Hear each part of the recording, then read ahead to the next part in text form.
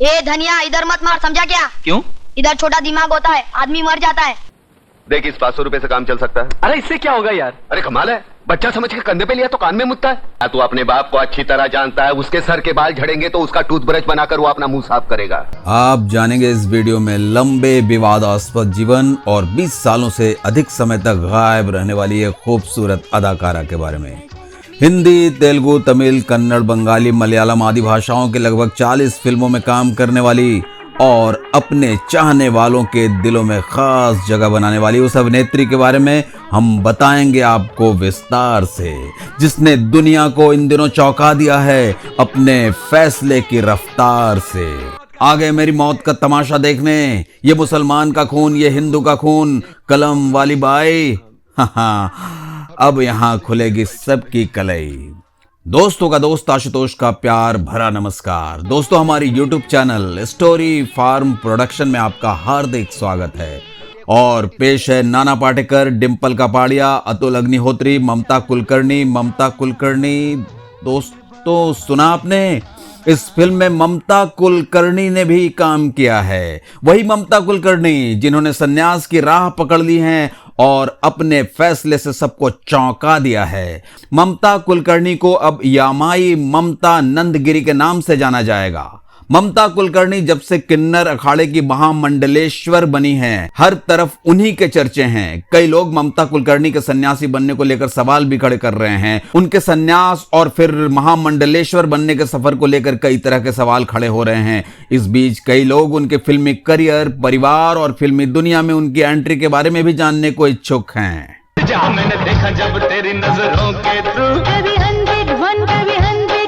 तो मैं आपको बताऊंगा कि ममता कुलकर्णी यानी यमाई ममता नंदगिरी कौन है, कहां से आई हैं और बॉलीवुड में वो किन किन स्टार्स की करीबी हैं। और इसी के साथ आज की इस वीडियो में हमारी पेशकश है नाना पाटेकर, डिंपल कापाड़िया, अतुल अग्निहोत्री, ममता कुलकर्णी, डैनी डेंजोगप्पा और परेश रावल अभिनीत सुपर डुपर हिट फिल्म क्रांतिवीर।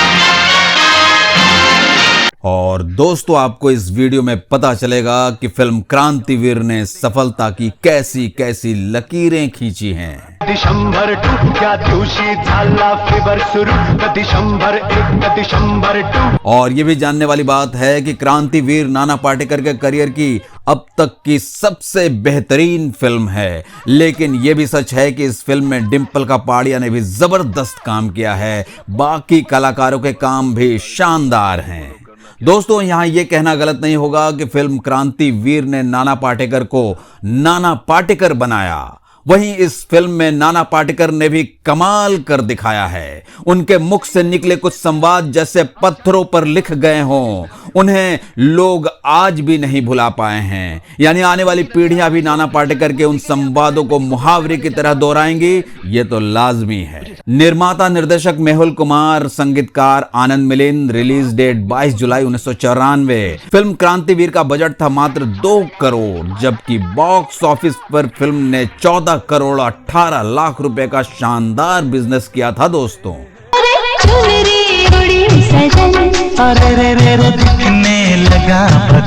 दोस्तों आपको बता दें, ममता कुलकर्णी ने बिना स्क्रिप्ट पढ़े ही ये फिल्म साइन कर लिया था, क्योंकि उन्हें निर्माता निर्देशक मेहुल कुमार पर पूरा भरोसा था। मेहुल कुमार ने ममता कुलकर्णी को भरोसा दिलाया था कि फिल्म क्रांतिवीर में उनका रोल तिरंगा फिल्म से बेहतर होगा। लेकिन फिल्म देखने के बाद ममता कुलकर्णी काफी निराश हुई थी, क्योंकि इस फिल्म में ममता का रोल बेहद कमजोर था। ना देख मुझे जादूगर मछली, तेरी बात लगे मुझको नकली।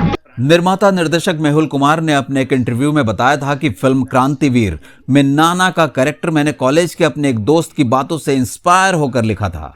दरअसल मेहुल कुमार अपने उस दोस्त से जब भी मिलते या फोन पर बातें करते, तब वो दोस्त एक से बढ़कर एक बातें किया करता था कि इंडिया में ऐसा होना चाहिए, इंडिया में वैसा होना चाहिए। मेहुल कुमार जब भी अपने दोस्त से कहते कि तुम इतनी बड़ी बड़ी बातें करते हो, फिर खुद कुछ करके क्यों नहीं दिखाते, दोस्त का एक ही जवाब होता था, मैंने थोड़ी ना देश का ठेका लिया है, करने वाले करेंगे, मुझे जो लगता है मैं बोल देता हूं। दोस्तों, ऐसा बोलने वाले लोग तब भी थे, आज भी हैं। ऐसे लोग हमने भी देखे हैं और आपने भी देखे होंगे। कुछ करने वाले होते हैं और कुछ सिर्फ बोलने वाले, लेकिन इंस्पिरेशन लेने वाले तो कहीं से भी इंस्पिरेशन ले लेते हैं और बक बक करने वाले को इसका पता भी नहीं चलता। दोस्तों, इश्क में हो जनरेशन गैप, हम मिलके करेंगे आज। फिल्म क्रांतिवीर का क्लाइमेक्स सीन दर्शकों को इतना पसंद आया कि सिनेमा घर तालियों की गड़गड़ाहट से गूंज उठते थे।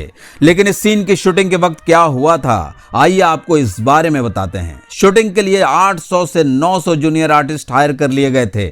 जगह बुक थी, लेकिन शूटिंग से कुछ दिन पहले ही नाना पाटेकर की तबीयत खराब हो गई और उन्हें अस्पताल में भर्ती कराया गया। मेहुल कुमार नाना से मिलने अस्पताल पहुंचे और उनकी हालत देखकर कहा कि हम शूटिंग बाद में कर लेंगे। मगर नाना ने कहा कि पूरी फिल्म तैयार है, बस ये सीन रह गया है, मैं अस्पताल से छुट्टी ले लेता हूं और हम शूटिंग तय दिन में ही करेंगे। शूटिंग वाले दिन नाना सेट पर डॉक्टरों के साथ पहुंचे थे। निर्देशक मेहुल कुमार ने नाना पाटेकर को सीन समझाया और कहा कि जो तुम्हें समझ में आए वो डायलॉग बोल देना। नाना ने 1 घंटे की प्रैक्टिस की और सिर्फ एक टेक में वो सीन पूरा किया। मेहुल ने अपने एक इंटरव्यू में कहा था कि कोई मानेगा नहीं कि वो सीन सिर्फ 1 टेक में ओके हुआ था। आ गए मेरी मौत का तमाशा देखने, अब मुझे लटका देंगे, जुबान ऐसी बाहर आएगी, आंखें बाहर आएगी। जब मेहुल कुमार ने नाना पाटेकर को फिल्म क्रांतिवीर की स्क्रिप्ट सुनाई थी तो नाना को स्क्रिप्ट बेहद पसंद आई और उन्होंने फिल्म करने की स्वीकृति तुरंत दे दी थी।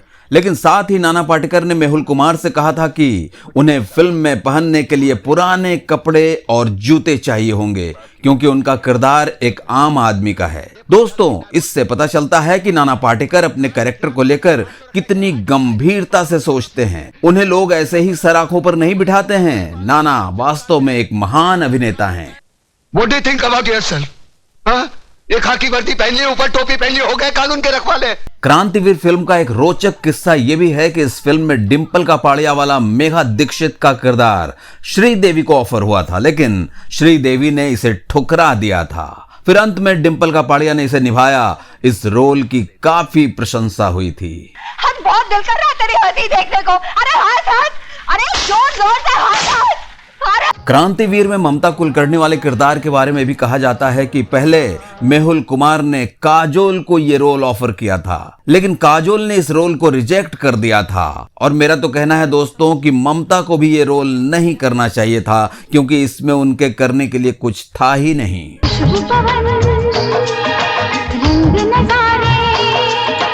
मेहुल कुमार फिल्म क्रांतिवीर का नाम पहले मसीहा रखना चाहते थे, लेकिन यह टाइटल उन्हें मिल नहीं सका था, क्योंकि यह टाइटल निर्माता प्रवीण शाह ने रजिस्टर कर रखा था। बाद में निर्माता प्रवीण शाह की फिल्म मसीहा को निर्देशक पार्थो घोष ने निर्देशित किया था। 2002 में रिलीज हुई इस फिल्म में सुनील शेट्टी और नम्रता शिरोडकर मुख्य भूमिकाओं में थे।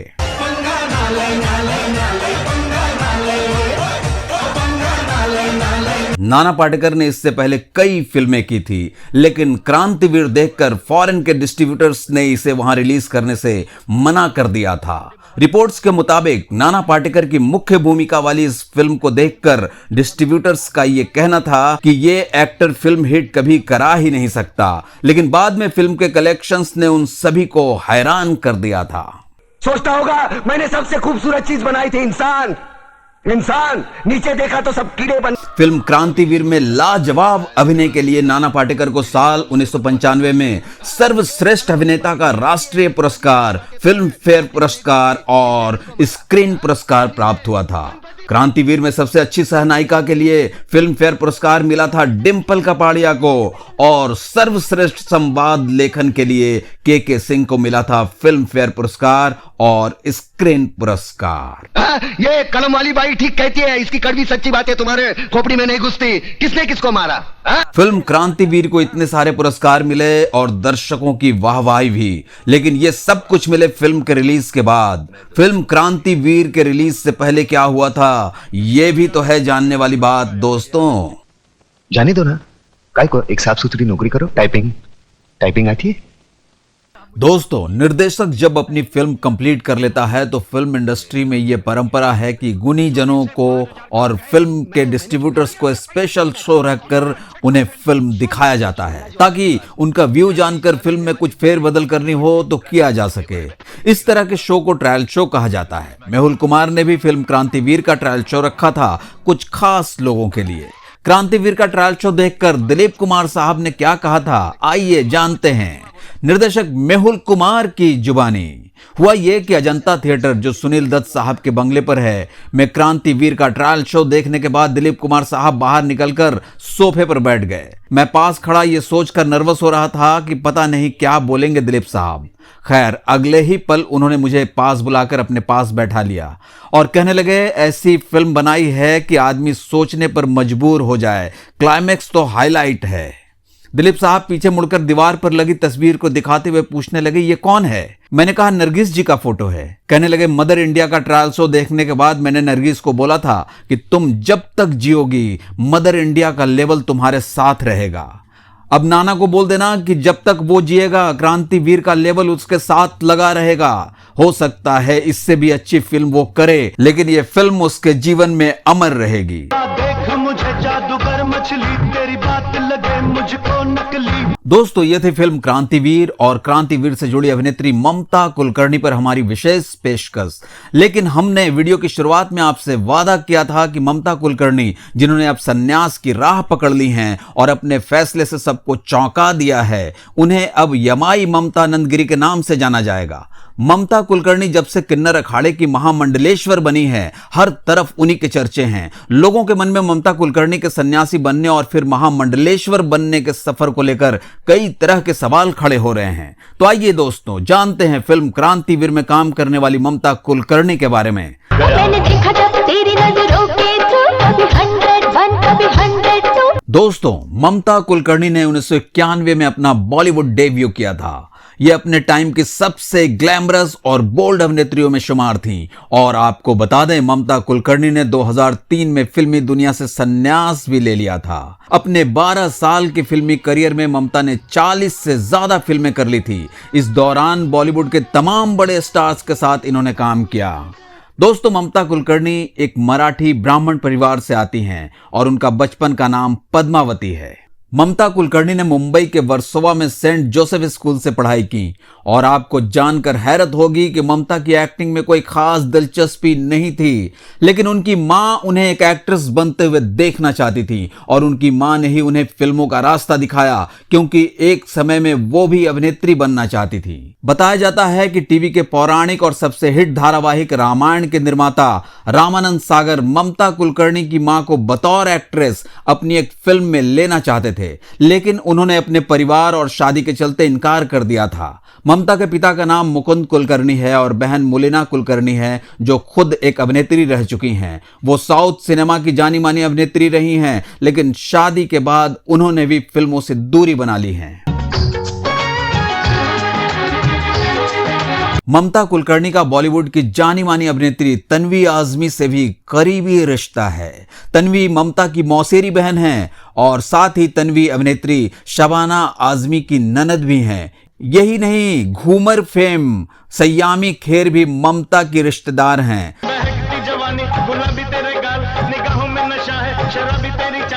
सयामी ममता कुलकर्णी की भतीजी हैं। ममता कुलकर्णी पिछले दिनों ही करीब 24 साल बाद भारत लौटी थी। इस दौरान जब उनसे भारत वापसी की वजह पूछी गई तो उन्होंने जवाब में कहा कि वो महाकुंभ के लिए भारत लौटी हैं, लेकिन उन्होंने ये नहीं बताया था कि वो यहां आकर सब कुछ त्याग कर किन्नर अखाड़े की महामंडलेश्वर बन जाएंगी। ऐसे में जैसे ही उनके संन्यास की खबरें, फिर तस्वीरें और वीडियो सामने आए, उन्हें देखकर सब चौंक गए।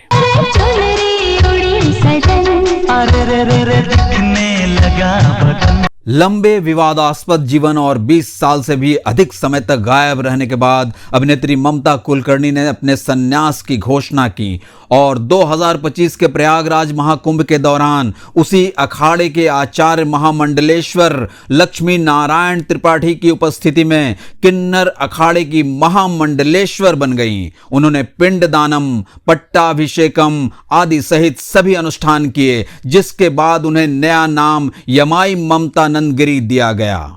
लेकिन दोस्तों, जिस कुंभ में ममता कुलकर्णी किन्नर अखाड़े के महामंडलेश्वर बनी, वो कुंभ की अभी समाप्ति भी नहीं हुई है और खबरें आई कि किन्नर अखाड़े ने हाल ही में ममता कुलकर्णी और लक्ष्मी नारायण त्रिपाठी को किन्हीं कारणों से महामंडलेश्वर के पद से हटा दिया है।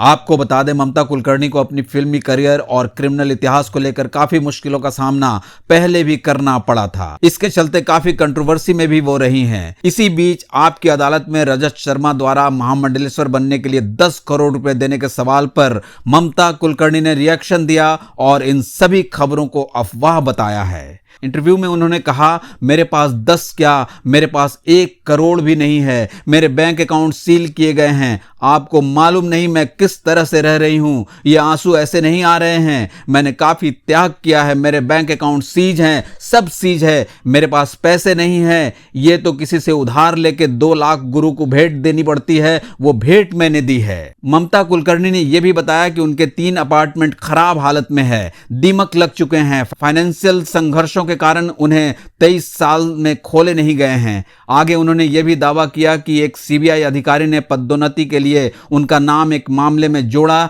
लेकिन बाद में उन्हें उनके पद से हटा दिया गया। उच्च न्यायालय ने अंततः मामले को खारिज कर दिया है।